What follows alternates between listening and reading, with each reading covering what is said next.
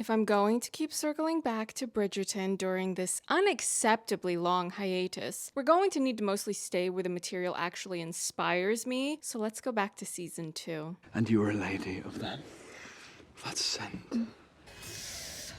Wow! You are such a big man. Hi, I'm LadyJenevia, and on my channel I like to talk about entertainment media. My general plan for this Bridgerton hiatus is to try to do a video either every month or every other month, depending on how busy I am with working on other video projects. August has been very busy. There have been a lot of new releases that I've been reviewing. July was not giving me what I want, but August has been full of films I've been wanting to see and make videos about, so be sure to catch up on those reviews if you haven't already. So now if you'll excuse me, they're playing my jam. I almost wore this shirt for one of my It Ends With Us videos because floral, but you know what? Kate Sharma deserves to have a man who adores her and brings her flowers, so we are debuting this shirt on the channel for her. Also, ripped jeans, and I didn't even need to get my legs snagged by a carriage that crashed. They just came like this. My motherland stays having better clothing options for me than the entirety of the West. Yes,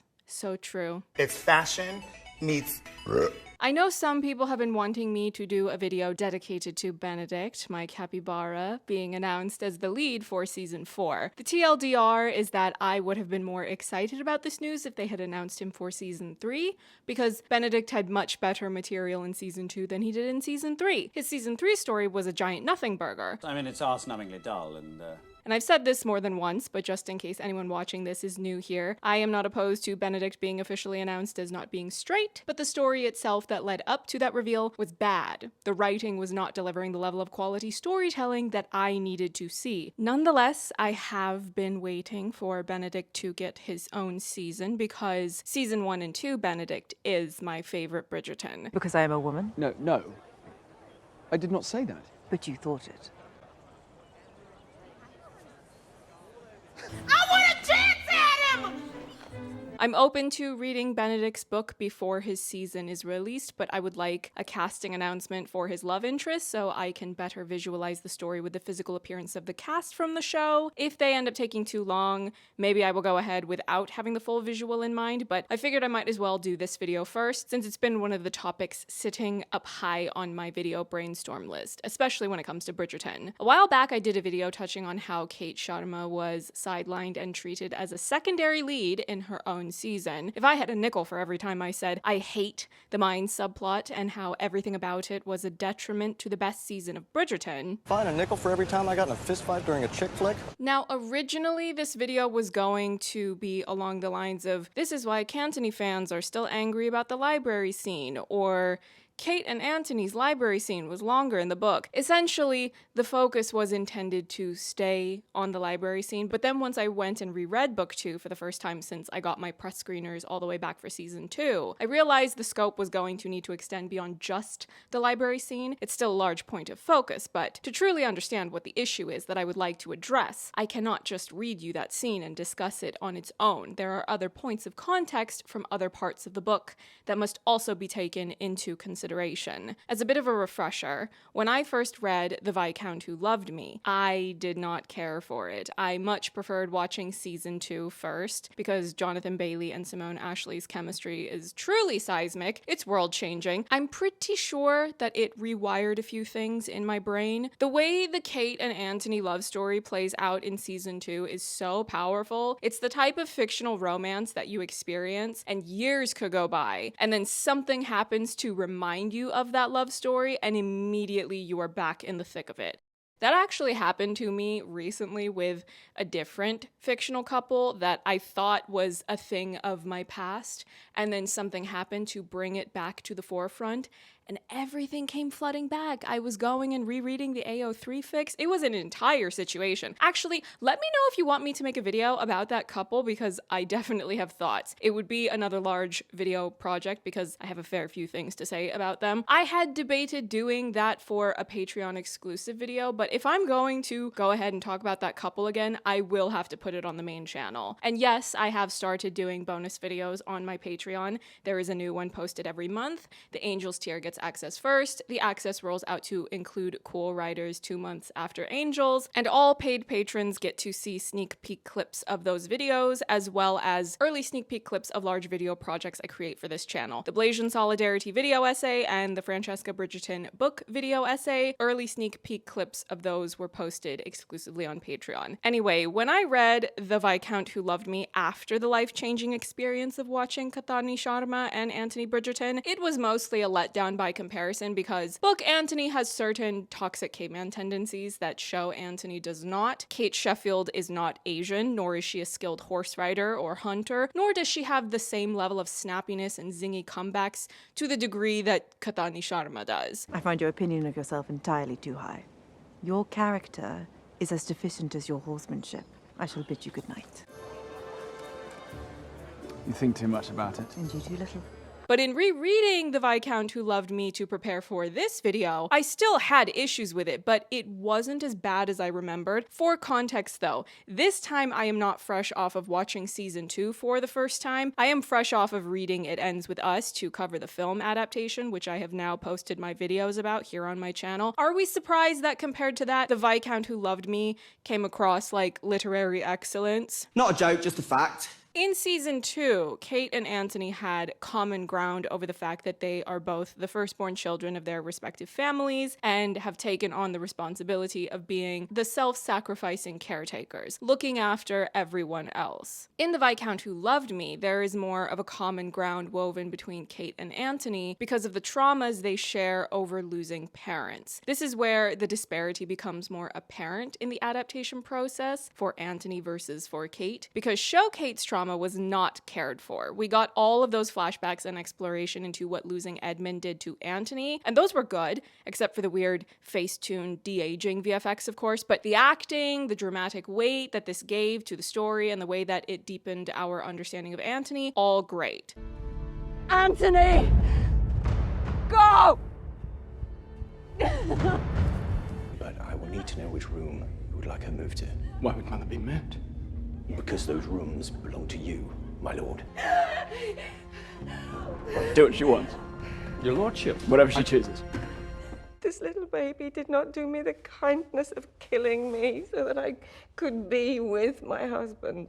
Kathani, on the other hand, her pain didn't matter. It wasn't a priority. Kathani lost 2 parents, and we didn't see a single flashback scene. They showed that she was afraid of storms, but they didn't elaborate on that. They didn't explain to the many viewers who had not read the books beforehand that this fear is intertwined with trauma over losing her birth mother. I will refer to her from this point on as Kathani, just so that you'll know that I'm talking about her on the show. If I just say Kate from here on out, unless I say otherwise, assume that I'm talking about Kate Sheffield from the book The Viscount Who Loved Me. Before I dig into more of these specifics though, I also want to explain another difference between the book and the show. In the book, the B scene happens after the library scene. The book's B scene plays out in such a way that when Anthony is panicking about Kate being stung, he uses his mouth to suck the venom out from where she was stung, or at least he tries to.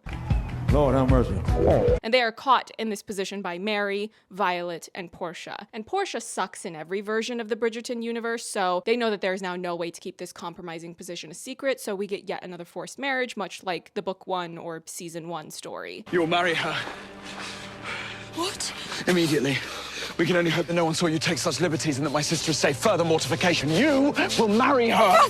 Following this, we don't really see a lot of specifics about Kate and Anthony's wedding because their wedding isn't happening under romantic circumstances. It's a wedding under duress. The only thing I liked from their wedding that I think would have been fun to see a version of on the show is that Gregory tries to tip over Flower Girl Hyacinth's basket of flower petals and she smacks him for it. I have a lot of fun with the Bridgerton family dynamics on the show. That's another reason why I didn't like a significant amount of season 3. It was severely lacking in the Bridgerton family banter and antics, where the Bridgerton kids have previously, in seasons 1 and 2, been shown to have this playful bickering in their relationships. I take it the two of you? No? Do not look at me.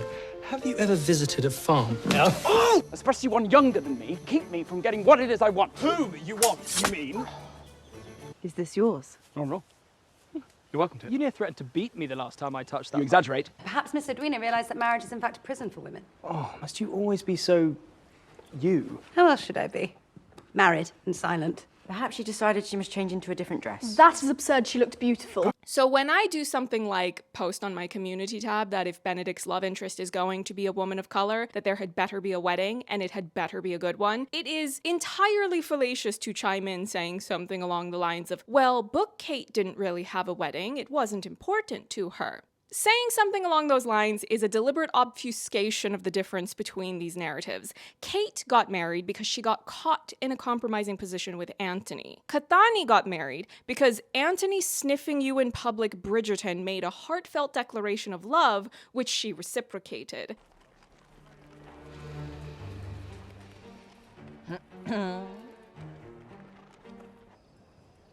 I love you. I've loved you from the moment we raced each other in that park. I've loved you at every dance, on every walk, every time we've been together, and every time we've been apart. You do not have to accept it, you do not have to embrace it, or even allow it. Knowing you probably will not, but you must know it.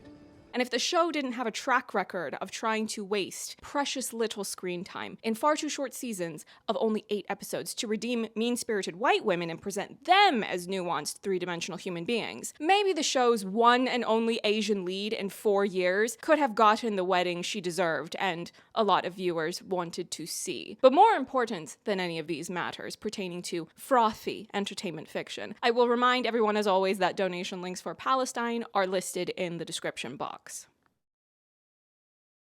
Season 2, Episode 3, entitled A Bee in Your Bonnet, opens with a flashback to Anthony Bridgerton with his father. After a hunting trip, they stop to pick some flowers, and Viscount Edmund Bridgerton is stung by a bee. Even in an alternate version of Regency settings, EpiPens have not been invented yet, so it's lights out Edmund Bridgerton, and thus the traumatized version of Anthony Daddy Issues Bridgerton is born. All throughout Season 2, we continue to deepen our understanding of Anthony by way of further flashbacks to things like Violet's difficulty giving birth to Hyacinth, and Violet not being emotionally present as a mother while she is still too deep in her grief over losing Edmund. In The Viscount Who Loved Me, however, Anthony does not see his father get stung. Daphne tells Anthony what happened, and this all takes place in the book's prologue. Anthony stopped short when he saw Daphne. It was odd enough that his sister was sitting in the middle of the floor in the main hall. It was even more odd that she was crying.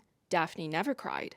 "Daph?" he said hesitantly, too young to know what to do with a crying female, and wondering if he'd ever learn. "What?" But before he could finish his question, Daphne lifted her head, and the shattering heartbreak in her large brown eyes cut through him like a knife. He stumbled back a step, knowing something was wrong, terribly wrong. "He's dead," Daphne whispered. "Papa is dead." For a moment, Anthony was sure he'd misheard. His father couldn't be dead. Other people died young, like Uncle Hugo, but Uncle Hugo had been small and frail. Well, at least smaller and frailer than Edmund. "You're wrong," he told Daphne. "You must be wrong." She shook her head. "Eloise told me. It was... Anthony knew he shouldn't shake his sister while she sobbed, but he couldn't help himself. "It was what, Daphne?" "A bee," she whispered. "He was stung by a bee." For a moment, Anthony could do nothing but stare at her. Finally, his voice hoarse and barely recognizable, he said, "A man doesn't die from a bee sting, Daphne." She said nothing, just sat there on the floor, her throat working convulsively as she tried to control her tears. "He's been stung before," Anthony added, his voice rising in volume. "I was with him. We were both stung. We came across a nest. I was stung on the shoulder." Unbidden, his hand rose to touch the spot where he'd been stung so many years before. In a whisper, he added, "Here on his arm." Daphne just stared at him with an eerily blank expression. "He was fine," Anthony insisted. He could hear the panic in his voice and knew he was frightening his sister, but he was powerless to control it. "A man can't die from a bee sting." Daphne shook her head, her dark eyes suddenly looking about 100 years old. "It was a bee," she said in a hollow voice. "Eloise saw it. One minute he was just standing there, and the next he was... Anthony felt something very strange building within him, as if his muscles were about to jump through his skin. "The next he was what, Daphne?" "Gone." She looked bewildered by the word, as bewildered as he felt. I do agree with the choice to have Anthony on the show be the one to witness this firsthand because it makes for better visual storytelling. It's more impactful to have the audience see what happened to Edmund, and for the sake of practicality and efficiency, it saves runtime for Anthony to witness this instead of having to film 2 separate scenes of Edmund being stung and then Anthony being informed of this fact. However, when you put this in the framework of there being this disparity between what we see of Anthony's backstory and what we don't don't see for Kathani's backstory. The optics aren't great because, comparatively speaking, you have made Anthony's parental loss more dramatic in the adaptation process, while Kathani's parental deaths have been rendered less dramatic and more or less entirely absent. In the book, you eventually learn that Kate witnessed her mother's death. We will get to the specifics further into this video, but I want to present this difference first so that you can keep it in mind as we proceed, particularly if you are someone who has not read this book. The book sprinkles in a few mentions or hints about Kate disliking storms and being afraid of them, but there isn't anything truly substantial to convey what is going on internally for Kate until the library scene. As seen on the show, Kate was invited to Aubrey Hall with Edwina and Mary. One night in chapter 12, Kate is struggling to sleep, so she goes to the library, and it is there that lightning strikes, in more ways than one. She moved the candle a bit to the right, leaning forward to peer at the next set of books, when a bright and completely unexpected flash of lightning lit up the room. A short staccato scream burst forth from her lungs, and she jumped backward, bumping her behind against the table. "Not now," she silently pleaded. "Not here." But as her mind formed the word "here," the entire room exploded with a dull boom of thunder. And then it was dark again, leaving Kate shaking, her fingers gripping the table so hard that her joints locked. She hated this. Oh, how she hated this. She hated the noise and the streaks of light and the crackling tension in the air. But most of all, she hated what it made her feel. So terrified that eventually she couldn't feel anything at all. It had been this way all her life, or at least as long as she could remember. When she'd been small, her father or Mary had comforted her whenever it had stormed. Kate had many memories of one of them sitting on the edge of her bed, holding her hand and whispering soothing words as thunder and lightning crashed around her. But as she grew older, she managed to convince people that she was over her affliction. Oh, everyone knew that she still hated storms, but she'd managed to keep the extent of her terror to herself. It seemed the worst sort of weakness, one with no apparent cause, and unfortunately, one with no clear cure. She didn't hear any rain against the windows. Maybe the storm wouldn't be so bad. Maybe it had started far away and was moving even farther. Maybe it was... Another flash illuminated the room, squeezing out a second scream from Kate's lungs. And this time, the thunder had arrived even closer to the lightning, indicating that the storm was pulling closer. Kate felt herself sink to the floor. It was too loud. Too loud, and too bright, and too... Boom! Kate huddled under the table, her legs folded up, her arms about her knees, waiting in terror for the next round. And then the rain began. After this, we cut to Anthony being in his study, where he's thinking about Kate. We get the source material of one of the most iconic Anthony moments from season 2. You were the bane of my existence.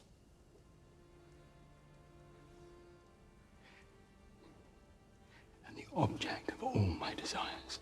Anthony leaves his study, and while passing by the library, he notices that the door is open and there is a lit candle in the room, and he thinks to himself, well, that's extremely dangerous in general, but especially a room as flammable as a library. So he goes inside. He pushed the door open and entered the room. One entire wall of the library was taken up by tall windows, so the sound of the rain was much louder here than it had been in the hall. A crack of thunder shook the floor. Then, practically on top of that, a flash of lightning split the night. The electricity of the moment made him grin, and he crossed over to where the offending candle had been left burning. He leaned over, blew it out, and then he heard something. It was the sound of breath, panicked, labored, with the slightest touch of a whimper. Anthony looked purposefully around the room. "Is someone here?" he called out, but he could see no one. Then he heard it again, from below. Holding his own candle steady, he crouched down to peer under the table, and his breath was sucked right out of his body. "My God," he gasped. "Kate!" She was curled up into a ball, her arms wrapped around her bent legs so tightly it looked as if she were about to shatter. Her head was bent down, her eye sockets resting on her knees, and her entire body was shaking with fast, intense tremors. Anthony's blood ran to ice. He'd never seen someone shake like that. "Kate?" he said again, setting his candle down on the floor as he moved closer. He couldn't tell if she could hear him. She seemed to have retreated into herself, desperate to escape something. Was it the storm? She'd said she hated the rain, but this went far deeper. Anthony knew that most people didn't thrive on electrical storms as he did, but he'd never heard of someone being reduced to this. She looked as if she'd break into a million brittle pieces if he so much as touched her.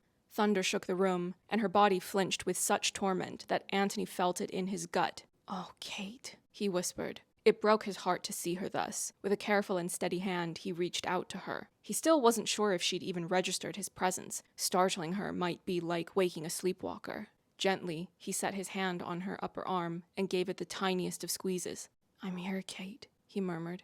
"Everything will be all right." Lightning tore through the night, flashing the room with a sharp burst of light, and she squeezed herself into an even tighter ball, if that was possible. It occurred to him that she was trying to shield her eyes by keeping her face to her knees. He moved closer and took one of her hands in his. Her skin was like ice, her fingers stiff from terror. It was difficult to pry her arm from around her legs, but eventually he was able to bring her hand to his mouth, and he pressed his lips against her skin, trying to warm her. "I'm here, Kate," he repeated, not really sure what else to say. "I'm here. It will be all right." Eventually, he managed to scoot himself under the table so that he was sitting beside her on the floor, with his arm around her trembling shoulders. She seemed to relax slightly at his touch, which left him with the oddest feeling, almost a sense of pride that he had been the one to be able to help her. That, and a bone-deep feeling of relief, because it was killing him to see her in such torment. He whispered soothing words in her ear and softly caressed her shoulder, trying to comfort her with his mere presence. And slowly, very slowly, he had no idea how many minutes he sat under that table with her. He could feel her muscles begin to unwind. Her skin lost that awful clammy feeling, and her breathing, while still rushed, no longer sounded quite so panicked. Finally, when he felt she might be ready, he touched 2 fingers to the underside of her chin, using the softest pressure imaginable to lift her face so that he could see her eyes. "Look at me, Kate," he whispered, his voice gentle but suffused with authority. "If you just look at me, you will know that you are safe." The tiny muscles around her eyes quivered for a good 15 seconds before her lids finally fluttered. She was trying to open her eyes, but they were resisting. Anthony had little experience with this sort of terror, but it seemed to make sense to him that her eyes just wouldn't want to open, that they simply wouldn't want to see whatever it was that so frightened her. After several more seconds of fluttering, she finally managed to open her eyes all the way and met his gaze. Anthony felt as if he'd been punched in the gut. If eyes were truly the windows to the soul, something had shattered within Kate Sheffield that night. She looked haunted, hunted, and utterly lost and bewildered. "I don't remember," she whispered, her voice barely audible. He took her hand, which he'd never relinquished his hold on, and brought it to his lips again. He pressed a gentle, almost paternal kiss on her palm. "You don't remember what?" She shook her head. "I don't know." "Do you remember coming to the library?" She nodded. "Do you remember the storm?" She closed her eyes for a moment, as if the act of keeping them open had required more energy than she possessed. "It's still storming." Anthony nodded. That was true. The rain was still beating against the windows with just as much ferocity as before, but it had been several minutes since the last bout of thunder and lightning. She looked at him with desperate eyes. "I can't. I don't." Anthony squeezed her hand. "You don't have to say anything." He felt her body shudder and relax, then heard her whisper, "Thank you." "Do you want me to talk to you?" he asked. She shut her eyes, not as tightly as before, and nodded. He smiled, even though he knew she could not see it. But maybe she could sense it. Maybe she'd be able to hear his smile in his voice. "Let's see," he mused. "What can I tell you about?" "Tell me about the house," she whispered. "This house?" he asked in surprise. She nodded. "Very well," he replied, feeling rather absurdly pleased that she was interested in the one pile of stone and mortar that meant so much to him. "I grew up here, you know. Your mother told me." Anthony felt a spark of something warm and powerful in his chest as she spoke. He'd told her she didn't have to say anything, and she'd been quite obviously thankful for that. But now she was actually taking part in the conversation. Surely that had to mean she was beginning to feel better. If she'd open her eyes, if they weren't sitting under a table, it might seem almost normal. And it was stunning how much he wanted to be the one to make her feel better. "Shall I tell you about the time my brother drowned my sister's favorite doll?" he asked. She shook her head, then flinched when the wind picked up, causing the rain to beat against the windows with new ferocity. But she stilled her chin and said, "Tell me something about you." "All right," Anthony said slowly, trying to ignore the vague, uncomfortable feeling that spread in his chest. It was so much easier to tell a tale of his many siblings than to talk about himself. "Tell me about your father." He froze. "My father?" She smiled, but he was too shocked by her request to notice. "You must have had one," she said. Anthony's throat began to feel very tight. He didn't often talk about his father, not even with his family. He'd told himself that it was because it was so much water under the bridge. Edmund had been dead for over 10 years. But the truth was that some things simply hurt too much. And there were some wounds that didn't heal, not even in 10 years. He was a great man, he said softly. A great father. I loved him very much. Kate turned to look at him, the first time she'd met his gaze since he'd lifted her chin with his fingers many minutes earlier. Your mother speaks of him with great affection. That was why I asked. We all loved him, he said simply, turning his head and staring out across the room. His eyes focused on the leg of a chair, but he didn't really see it. He didn't see anything but the memories in his mind. He was the finest father a boy could ever want. When did he die? 11 years ago. In the summer, when I was 18, right before I left for Oxford. That's a difficult time for a man to lose his father, she murmured. He turned sharply to look at her. Any time is a difficult time for a man to lose his father. Of course, she quickly agreed. But some times are worse than others, I think. And surely it must be different for boys and girls. My father passed on 5 years ago, and I miss him terribly. But I don't think it's the same. He didn't have to voice his question. It was there in his eyes. My father was wonderful, Kate explained, her eyes warming as she reminisced. Kind and gentle, but stern when he needed to be. But a boy's father, well, he has to teach his son how to be a man. And to lose a father at 18 when you're just learning what all that means. She let out a long exhale. It's probably presumptuous for me even to discuss it, as I'm not a man and therefore couldn't possibly put myself in your shoes. But I think... She paused, pursing her lips as she considered her words. Well, I just think it would be very difficult. My brothers were 16, 12, and 2, Anthony said softly. I would imagine it was difficult for them as well, she replied, although your youngest brother probably doesn't remember him. Anthony shook his head. Kate smiled wistfully. I don't remember my mother either. It's an odd thing. How old were you when she died? It was on my 3rd birthday. My father married Mary only a few months later. He didn't observe the proper mourning period, and it shocked some of the neighbors. But he thought I needed a mother more than he needed to follow etiquette. For the first time, Anthony wondered what would have happened if it had been his mother who had died young, leaving his father with a house full of children, several of them infants and toddlers. Edmund wouldn't have had an easy time of it. None of them would have. Not that it had been easy for Violet, but at least she'd had Anthony, who'd been able to step in and try to act the role of surrogate father to his younger siblings. If Violet had died, the Bridgertons would have been left completely without a maternal figure. After all, Daphne, the eldest of the Bridgerton daughters, had been only 10 at Edmund's death, and Anthony was certain that his father would not have remarried. No matter how his father would have wanted a mother for his children, he would not have been able to take another wife. How did your mother die? Anthony asked, surprised by the depth of his curiosity. Influenza, or at least that's what they thought. It could have been any sort of lung fever. She rested her chin on her hand. It was very quick, I'm told. My father said I fell ill as well, although mine was a mild case. Anthony thought about the son he hoped to sire, the very reason he had finally decided to marry. Do you miss a parent you never knew? He whispered. Kate considered his question for some time. His voice had held a hoarse urgency that told her there was something critical about her reply. Why, she couldn't imagine, but something about her childhood clearly rang a chord within his heart. Yes, she finally answered, but not in the way you would think. You can't really miss her because you didn't know her, but there's still a hole in your life, a big empty spot, and you know who was supposed to fit there, but you can't remember her, and you don't know what she was like, and so you don't know how she would have filled that hole. Her lips curved into a sad sort of smile. Does this make any sense?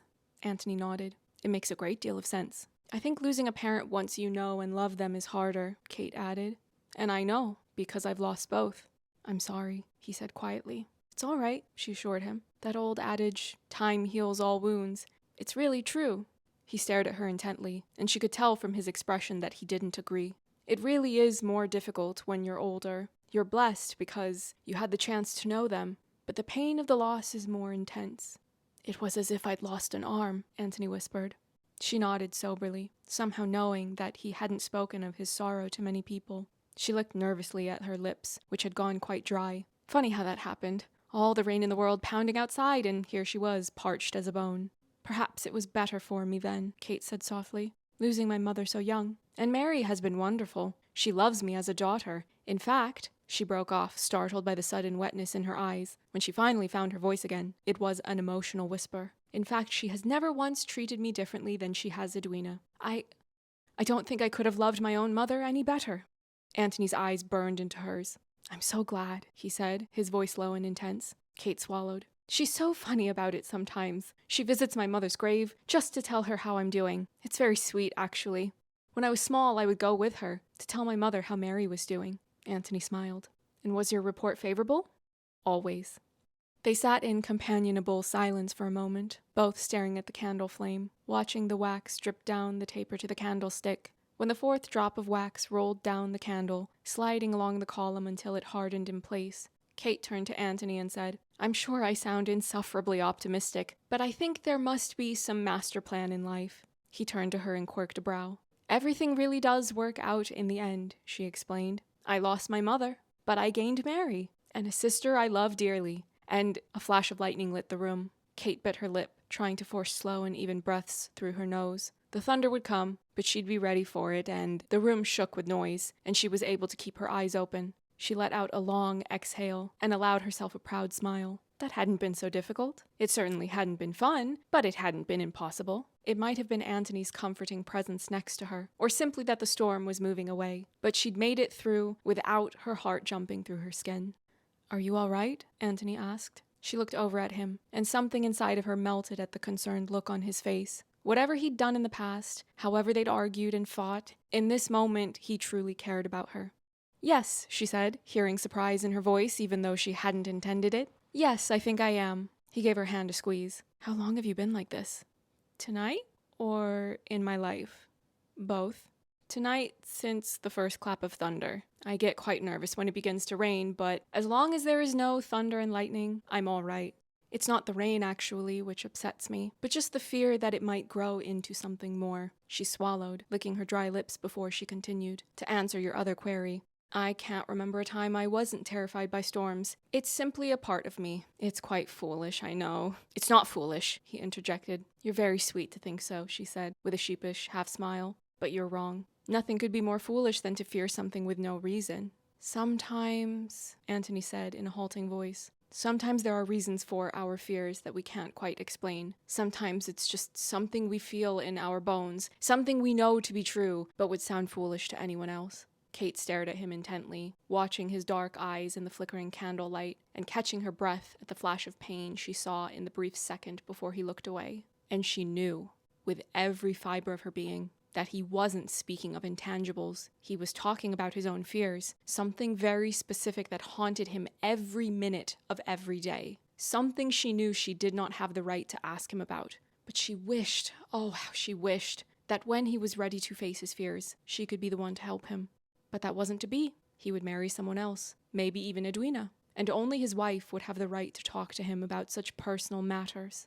I think I might be ready to go upstairs, she said. Suddenly it was too hard to be in his presence, too painful to know that he would belong to someone else. His lips quirked into a boyish smile. Are you saying I might finally crawl out from under this table? Oh, goodness! She clapped one of her hands to her cheek in a sheepish expression. I'm so sorry. I stopped noticing where we were sitting ages ago, I'm afraid. What a ninny you must think me. He shook his head, still smiling. Never a ninny, Kate. Even when I thought you the most insufferable female creature on the planet, I had no doubts about your intelligence. Kate, who had been in the process of scooting out from under the table, paused. I just don't know if I should feel complimented or insulted by that statement. Probably both, he admitted. But for friendship's sake, let's decide upon complimented. She turned to look at him, aware that she presented an awkward picture on her hands and knees, but the moment seemed too important to delay.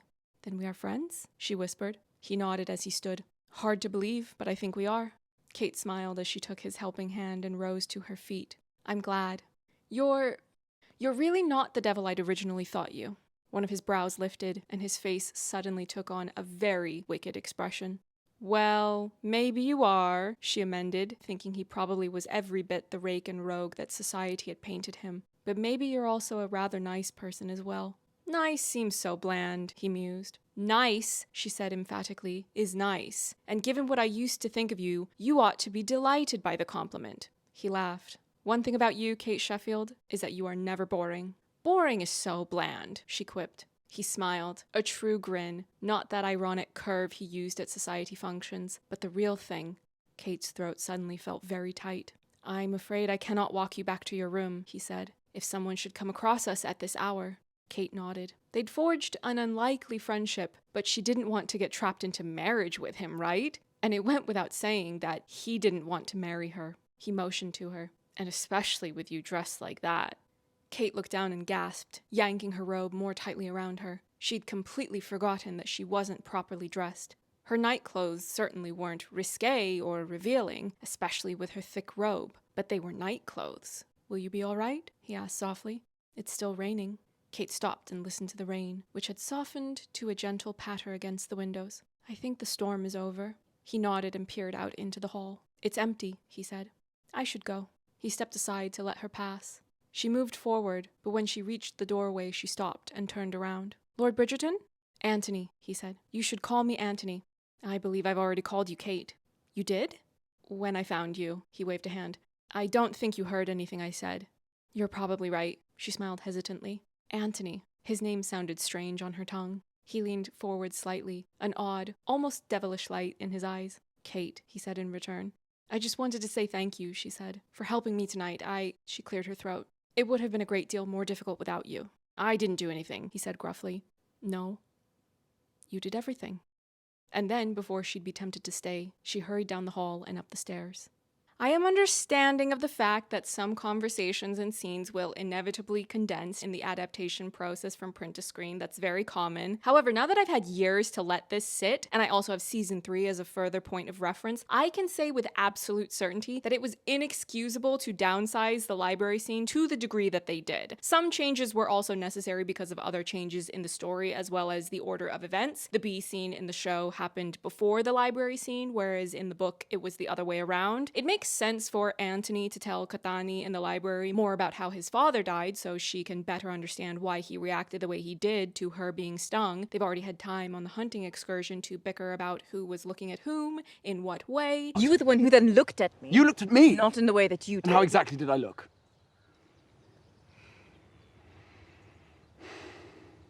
But now that they're truly alone, it's the middle of the night, so they're far less likely to be interrupted by anyone than they were on the hunting trip. I had a similar issue with the carriage scene in season 3, where once you know the version of it in the book and you compare it to the version on the show, it becomes apparent that the show is building a bit of a bad habit of cutting down on important, meaningful conversations between the main couples of a season. Romance fans do not tune in to Regency romance shows for needless subplots and overblown melodrama. I didn't find season 2 overly melodramatic, although there were some that did. Season 3 though, yeah, it was melodramatic to the extent of being bad vibes. And when it comes to straight up romantic fiction, I tune in purely for vibes. See? See what? We're flowing. We're talking about cheese. So what? Flow is flow. This library scene in the book is extremely important to both Anthony and the audience to learn more about Kate, whereas in the show, it was hot and the vibes were vibing. We did get to deepen their connection. But when you look at this scene in the full context of the season, and moreover now, the full context of 3 seasons of Netflix's Bridgerton, it's disheartening to see that the one time you had an Asian woman as the main girl of the season, her trauma of losing her parents in a season about trauma from losing parents is so significant carved out of the season 2 narrative. There are other ways you could have done this library scene, even with some of the other large changes to the season 2 narrative, that would have still better served Kathani's story and ensured that Anthony and we as the audience got to learn more about what happened to Kathani in her childhood as it pertained to her parents, and in particular her mother. Now we jump ahead in the book to the nightmare scene. This is something that happens in chapter 19 after Kate and Anthony are married. They haven't made any declarations of love yet, but they do have a friendship. They're finding that they increasingly care about one another, although they don't feel inclined to admit the depth of their feelings out loud to one another. And of course, they're very physically attracted to one another and are enjoying that part of married life. Late one night, Kate is asleep and Anthony is awake in bed with her when it begins to rain. He tried to nudge the covers up over her exposed ear so that she would not hear the drops beating against the windows, but she was as fidgety in sleep as she was when awake, and he could not manage to pull the coverlet much above the level of her neck before she shook it off. He couldn't yet tell whether the storm would grow electrical in nature, but the force of the rain had increased, and the wind had picked up until it howled through the night, rattling the tree branches against the side of the house. Kate was growing a little more restless at his side, and he made shh-ing sounds as he smoothed her hair with his hand. The storm hadn't woken her up, but it had definitely intruded upon her slumber. She had begun to mumble in her sleep, tossing and turning until she was curled on her opposite side, facing him. "What happened to make you hate the rain so?" he whispered, tucking one dark lock of hair behind her ear. But he did not judge her for her terrors. He knew well the frustration of unfounded fears and premonitions. His certainty of his own impending death, for example, had haunted him since the moment he'd picked up his father's limp hand and laid it gently on his unmoving chest. It wasn't something he could explain, or even something he could understand. It was just something he knew. He'd never feared death, though. Not really. The knowledge of it had been a part of him for so long that he merely accepted it, just as other men accepted the other truths that made up the cycle of life. Spring followed winter, and summer after that. For him, death was much the same way. Until now. He'd been trying to deny it, trying to shut the niggling notion from his mind, but death was beginning to show a frightening face. His marriage to Kate had sent his life down an alternate path. No matter how much he tried to convince himself that he could restrict their marriage to nothing but friendship and sex, he cared about her. He cared about her far too much. He craved her company when they were apart, and he dreamed about her at night, even as he held her in his arms. He wasn't ready to call it love, but it terrified him all the same. And whatever it was that burned between them, he didn't want it to end. Which was, of course, the crudest irony of all. Anthony closed his eyes as he let out a wary and nervous exhale, wondering what the hell he was going to do about the complication that lay beside him in the bed. But even while his eyes were shut, he saw the flash of lightning that lit up the night, turning the black of the inside of his eyelids into a bloody red-orange. Opening his eyes, he saw that they'd left the drapes partway open when they'd retired to bed earlier in the evening. He'd have to shut those. They'd help to keep the lightning from illuminating the room.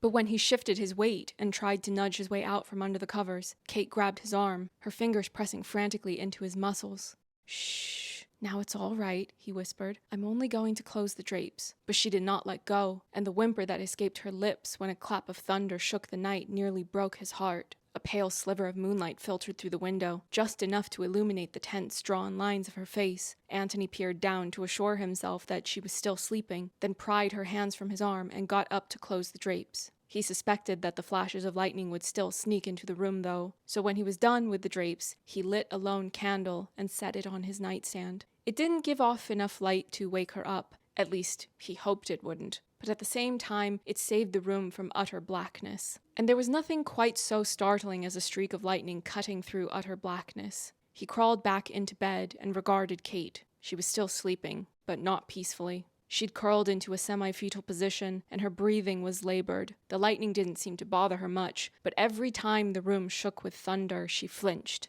He took her hand and smoothed her hair, and for several minutes he simply lay with her, trying to soothe her as she slept. But the storm was increasing in intensity, with the thunder and lightning practically coming on top of each other. Kate was growing more restless by the second, and then, as a particularly loud clap of thunder exploded in the air, her eyes flew open, her face a mask of utter panic. "Kate?" Anthony whispered. She sat up, scrambling back until her spine was pressed against the solid headboard of the bed. She looked like a statue of terror, her body stiff and frozen into place. Her eyes were still open, barely blinking, and though she did not move her head, they flicked frantically back and forth, scanning the entire room, but not seeing anything.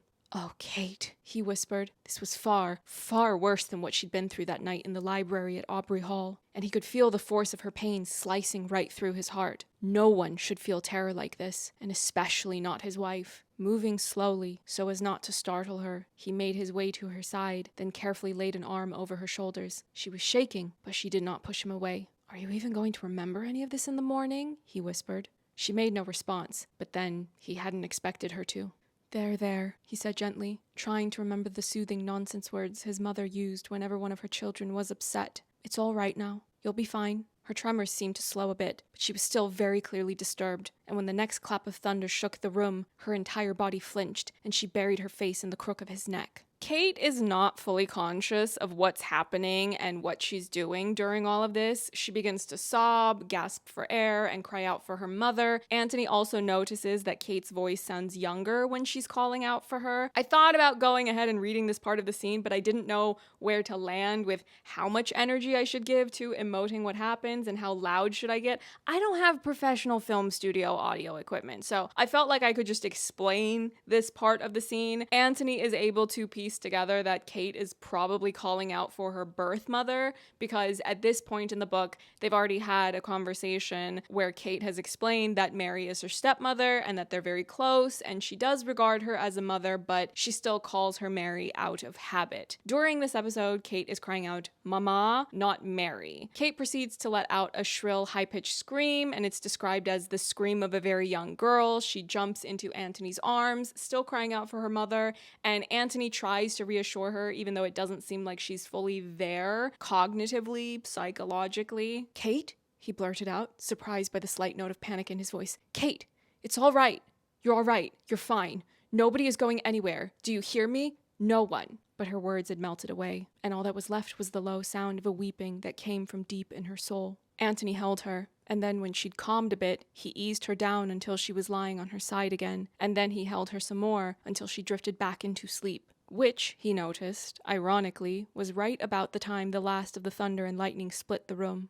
When Kate woke the following morning, she was surprised to see her husband sitting up in bed, staring down at her with the oddest look. A combination of concern and curiosity, and maybe even the barest hint of pity. He didn't say anything when her eyes opened, even though she could see that he was watching her face intently. She waited to see what he would do, and then finally she just said somewhat hesitantly, "You look tired." "I didn't sleep well," he admitted. "You didn't?" He shook his head. "It rained." "It did?" He nodded. "And thundered." She swallowed nervously. "And lightninged as well, I suppose." "It did," he said, nodding again. "It was quite a storm." There was something very profound in the way he was speaking in short, concise sentences, something that raised the hair on the back of her neck. "How fortunate that I missed it then," she said. "You know I don't do well with strong storms." "I know," he said simply. But there was a wealth of meaning behind those two short words, and Kate felt her heartbeat speed up slightly. "Anthony?" she asked, not certain she wanted to know the answer. "What happened last night?" "You had a nightmare." She closed her eyes for a second. "I didn't think I had those any longer."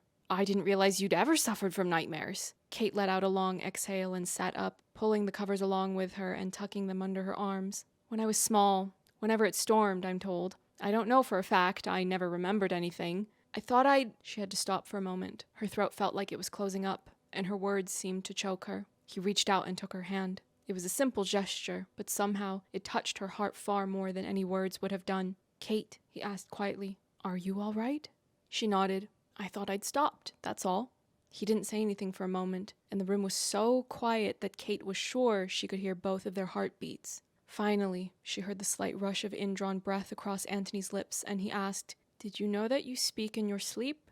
She hadn't been facing him, but at that comment, her head jerked quite suddenly to the right, her eyes colliding with his. "I do?" "You did last night." Her fingers clutched the coverlet. "What did I say?" He hesitated, but when his words emerged, they were steady and even. "You called out to your mother."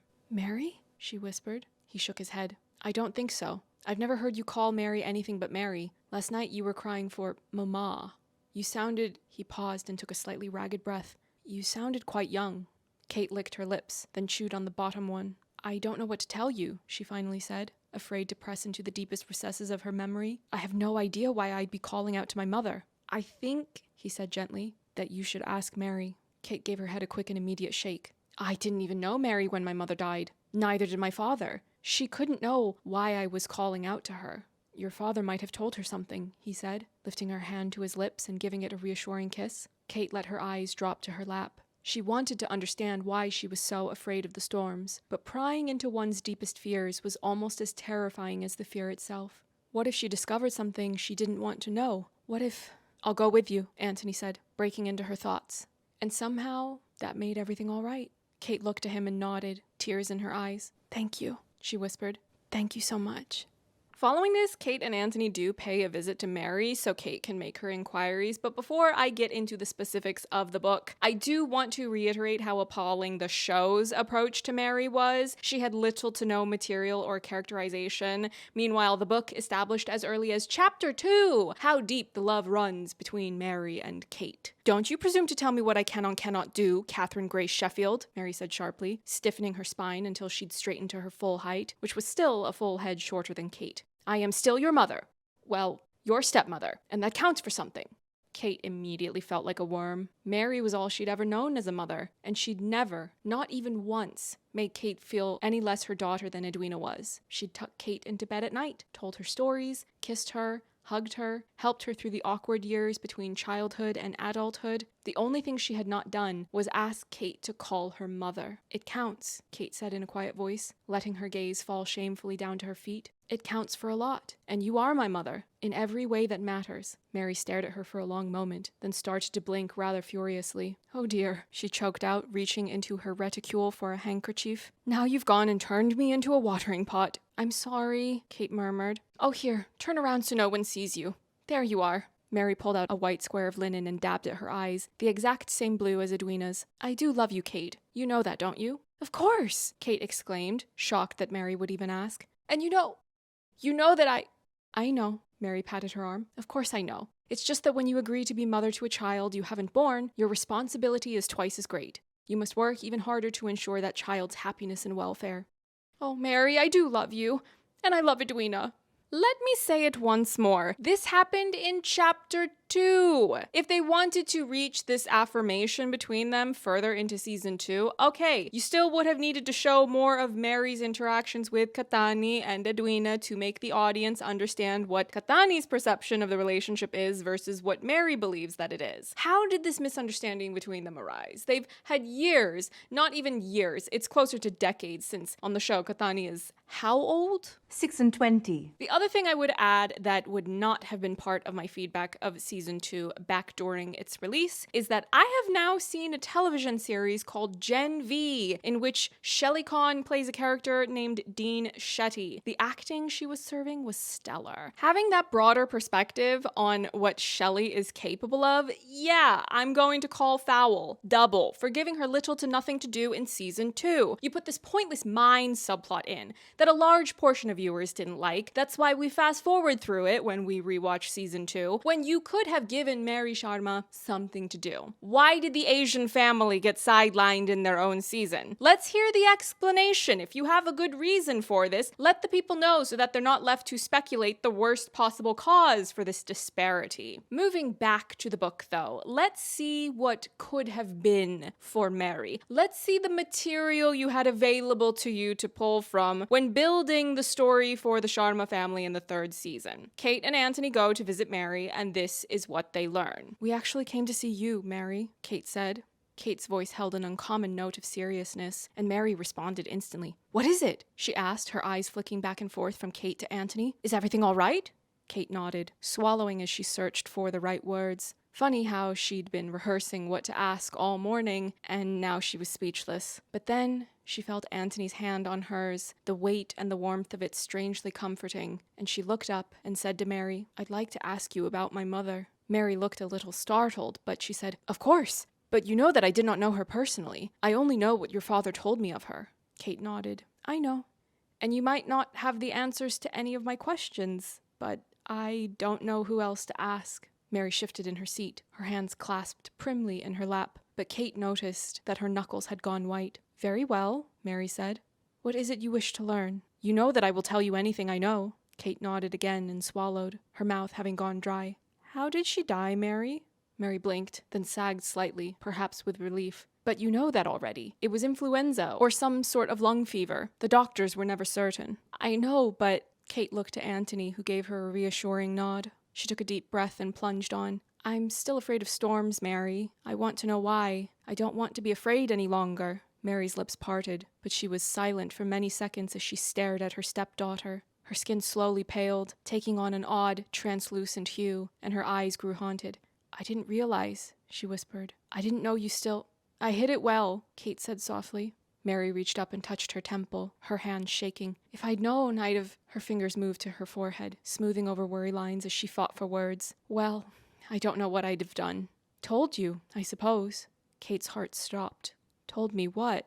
Mary let out a long breath, both of her hands at her face now, pressing against the upper edge of her eye sockets. She looked as if she had a terrible headache, the weight of the world pounding against her skull from the inside out. I just want you to know, she said in a choked voice, that I didn't tell you because I thought you didn't remember. And if you didn't remember, well, it didn't seem right to make you remember. She looked up, and there were tears streaking her face. But obviously you do, she whispered, or you wouldn't be so afraid. Oh, Kate, I'm so sorry. I'm sure there's nothing for you to be sorry about, Anthony said softly. Mary looked at him, her eyes momentarily startled, as if she'd forgotten he was in the room. Oh, but there is, she said sadly. I didn't know that Kate was still suffering from her fears. I should have known. It's the sort of thing a mother should sense. I may not have given her life, but I have tried to be a true mother to her. You have, Kate said fervently. The very best. Mary turned back to her, holding her silence for a few seconds before saying, in an oddly detached voice, You were 3 when your mother died. It was your birthday, actually. Kate nodded, mesmerized. When I married your father, I made 3 vows. There was the vow I made to him, before God and witnesses, to be his wife. But in my heart, I made 2 other vows. One was to you, Kate. I took one look at you, so lost and forlorn with those huge brown eyes, and they were sad. Oh, they were so sad. Eyes no child should have. And I vowed that I would love you as my own and raise you with everything I had within me. She paused to wipe her eyes, gratefully accepting the handkerchief that Anthony handed to her. When she continued, her voice was barely a whisper. The other vow was to your mother. I visited her grave, you know. Kate's nod was accompanied by a wistful smile. I know. I went with you on several occasions. Mary shook her head. No, I mean before I married your father. I knelt there, and that was when I made my 3rd vow. She had been a good mother to you. Everyone said so. And any fool could see that you missed her with everything in your heart. So I promised her all the same things I promised you. To be a good mother, to love and cherish you as if you were of my own flesh. She lifted her head, and her eyes were utterly clear and direct when she said, And I'd like to think that I brought her some peace. I don't think any mother can die in peace leaving behind a child so young. Oh, Mary, Kate whispered. Mary looked at her and smiled sadly, then turned to Anthony. And that, my lord, is why I am sorry. I should have known, should have seen that she suffered. But Mary, Kate protested, I didn't want you to see. I hid in my room, under my bed, in the closet, anything to keep it from you. But why, sweetling? Kate sniffed back a tear. I don't know. I didn't want to worry you, I suppose. Or maybe I was afraid of appearing weak. You've always tried to be so strong, Mary whispered, even when you were a tiny thing. Anthony took Kate's hand, but he looked at Mary. She is strong, and so are you. Mary gazed at Kate's face for a long minute, her eyes nostalgic and sad, and then, in a low, even voice, she said, When your mother died, I wasn't there, but when I married your father, he told the story to me. He knew that I loved you already, and he thought it might help me to understand you a bit better. Your mother's death was very quick. According to your father, she fell ill on a Thursday and died on a Tuesday. And it rained the whole time. It was one of those awful storms that never ends, just beats the ground mercilessly until the rivers flood and the roads become impassable. He said that he was sure she would turn about, if only the rain would stop. It was silly, he knew, but every night he'd go to bed praying for the sun to peek out from the clouds, praying for anything that might give him a little hope. Oh, Papa, Kate whispered, the words slipping unbidden from her lips. You were confined to the house, of course, which apparently rankled you to no end. Mary looked up and smiled at Kate, the sort of smile that spoke of years of memories. You've always loved to be outdoors. Your father told me that your mother used to bring your cradle outside and rock you in the fresh air. I didn't know that, Kate whispered. Mary nodded, then continued with her story. You didn't realize your mother was ill right away. They kept you from her, fearing contagion. But eventually you must have sensed that something was wrong. Children always do. The night she died, the rain had grown worse, and I'm told the thunder and lightning were as terrifying as anyone had ever seen. She paused, then tilted her head slightly to the side as she asked, Do you remember the old gnarled tree in the back garden? The one you and Edwina always used to scramble on? The one that was split in 2? Kate whispered. Mary nodded. It happened that night. Your father said it was the most terrifying sound he'd ever heard. The thunder and lightning were coming on top of each other, and a bolt split the tree at the exact moment that the thunder shook the earth. I suppose you couldn't sleep, she continued. I remember that storm, even though I lived in the next county. I don't know how anyone could have slept through it. Your father was with your mother. She was dying and everyone knew it. And in their grief, they'd forgotten about you. They'd been so careful to keep you out, but on that night, their attention was elsewhere. Your father told me that he was sitting by your mother's side, trying to hold her hand as she passed. It wasn't a gentle death, I'm afraid. Lung disease often isn't. Mary looked up. My mother died the same way. I know. The end wasn't peaceful. She was gasping for breath, suffocating before my very eyes. Mary swallowed convulsively, then trained her eyes on Kate's. I can only assume, she whispered, that you witnessed the same thing.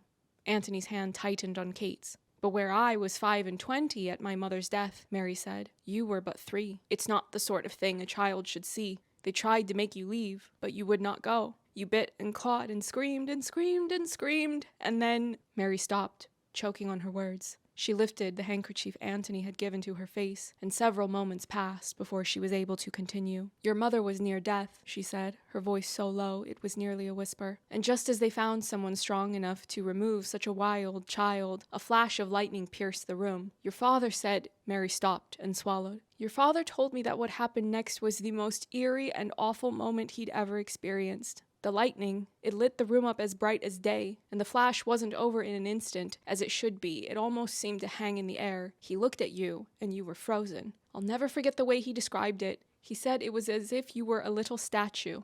Anthony jerked. What is it? Kate asked, turning to him. He shook his head disbelievingly. That's how you looked last night, he said. Exactly how you looked. I thought those very words. Kate looked from Anthony to Mary, but she didn't know what to say.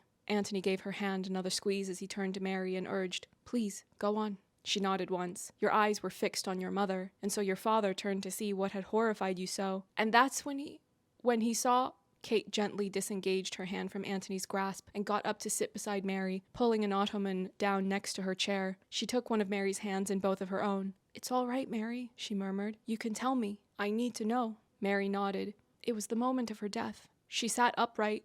Your father said she hadn't lifted her body from the pillows for days, and yet she sat bolt upright. He said she was stiff, her head thrown back, and her mouth was open as if she was screaming, but she couldn't make a sound. And then the thunder came, and you must have thought the sound came from her mouth because you screamed like nothing anyone had ever heard and came running forward, jumping onto the bed and throwing your arms around her. They tried to pry you off, but you just wouldn't let go.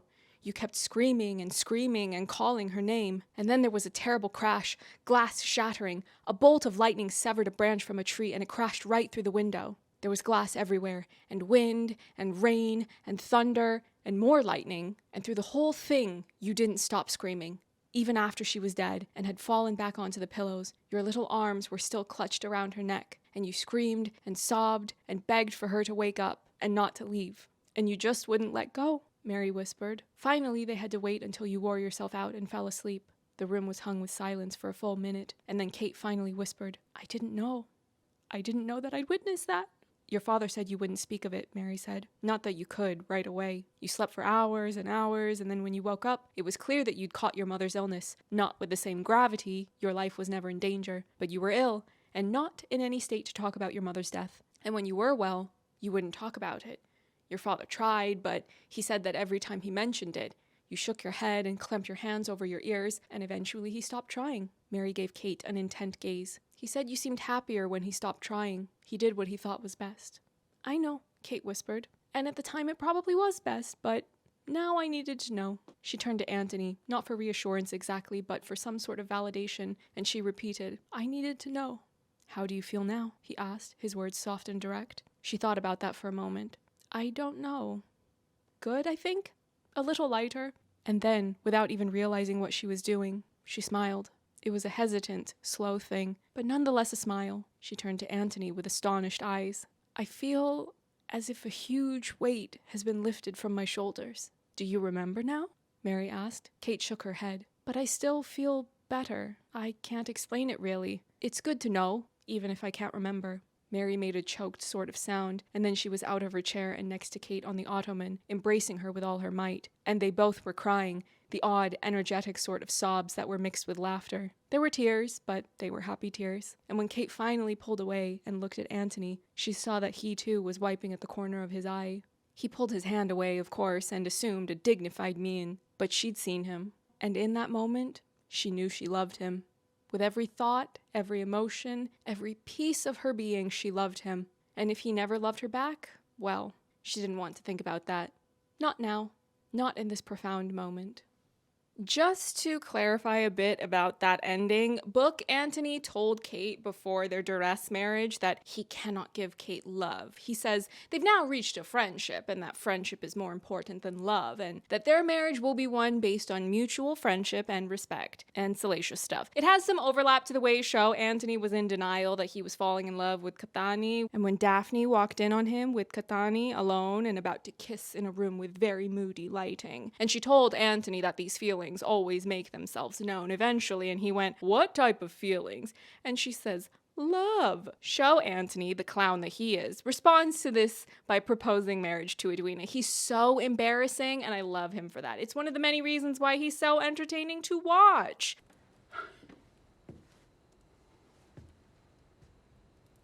Then I know what I must do.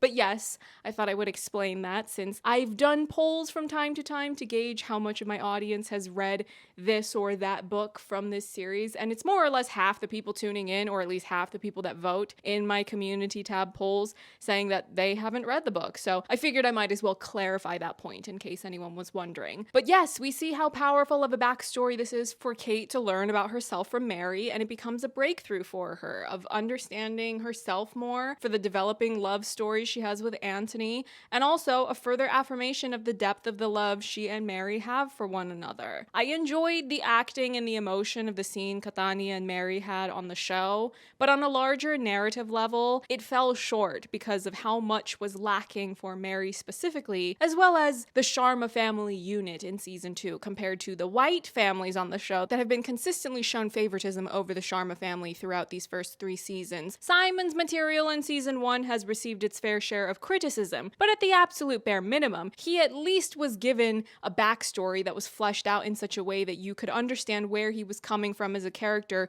to reach the point he is at now of holding himself back from fully embracing his love for Daphne. This flashback in the book to Kate losing her birth mother, first of all, from a filmmaking perspective, I feel like I can so clearly see the horror influence on the visual language of how you could bring it to light on screen. If you wanted to do a workaround so that you didn't have to overly distress a child actress playing young Kathani, I feel like there are alterations you could have made to the material so that you wouldn't have had to see a lot of her, and you instead focus more of the camera shots on the actors playing Kathani's parents.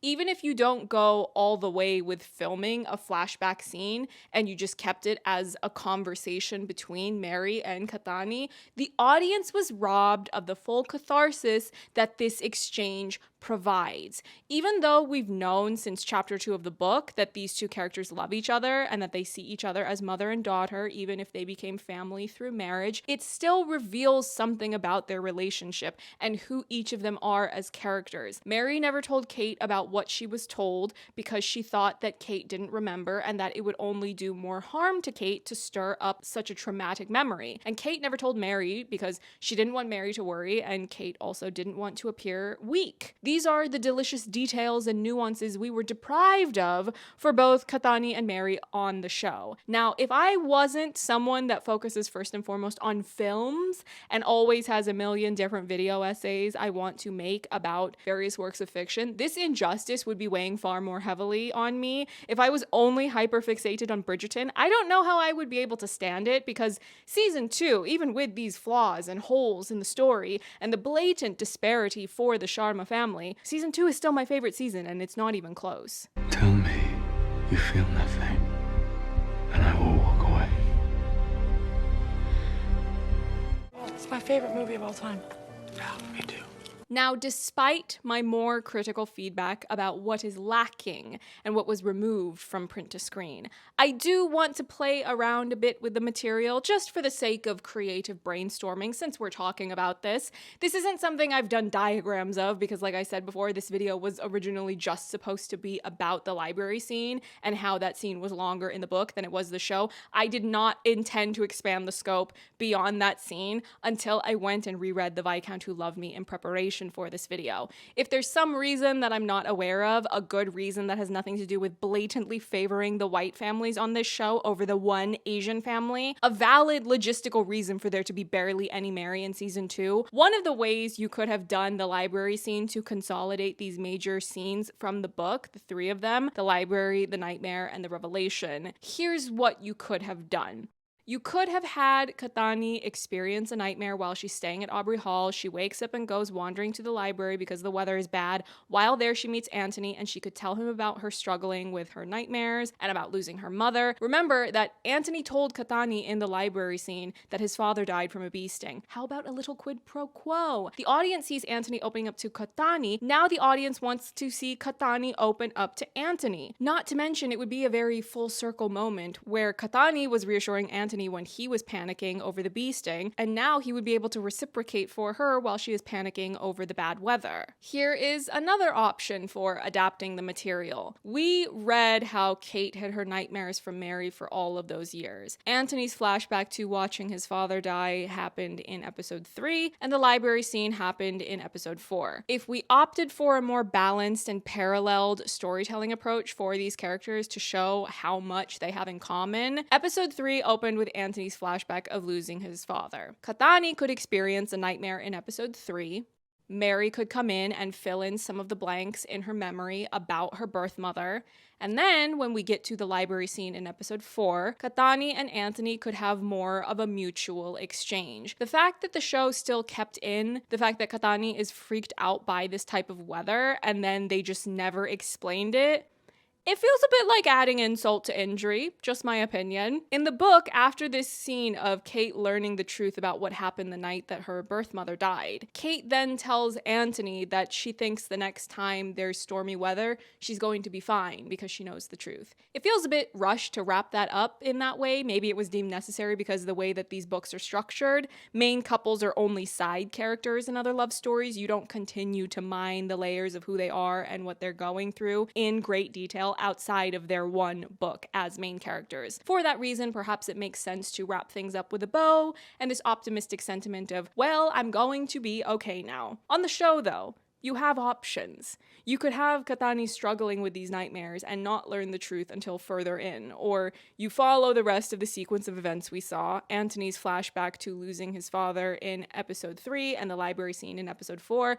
I think it would have been a valid choice for Kathani to either already have those memories or to learn the context from Mary somewhere in the first half, and that would better inform the audience of Kathani's reluctance to fully jump into things romantically speaking with Anthony. The financial stress of being the firstborn and trying to provide for your family is a solid reason for Kathani to be self-sacrificing about pushing Anthony towards marrying Edwina. That could be the practical reason to push him away.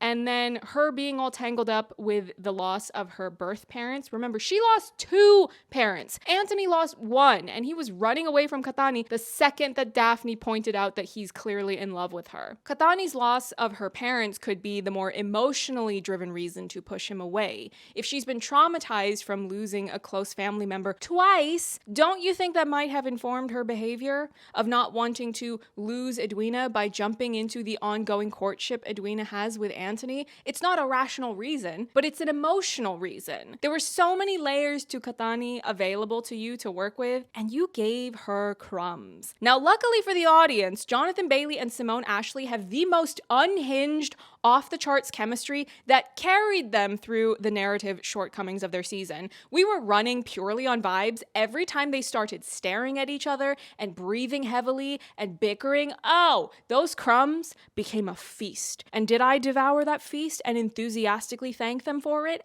Absolutely. So if, hypothetically, there were some people that wanted to insinuate that, oh, well, there's nothing left to do with Kathani on the show. There's no story to tell now that they're the most adorable married couple in the Netflix Bridgerton universe. To that I say, nay. The elephant is in the room, and I am addressing it. Give me Jonathan Bailey and Simone Ashley talking through the trauma of Kathani losing her mother. We've already seen that Kathani is pregnant. Don't you think that her becoming a mother for the first time might stir up some feelings and emotions about her own birth mother? Most of the Bridgerton videos at the very top of my brainstorm list are about at least one of the members of the Sharma family. This video was one of them. What can I say? From one Asian to another, Kathani Sharma, Oengati Kamaye.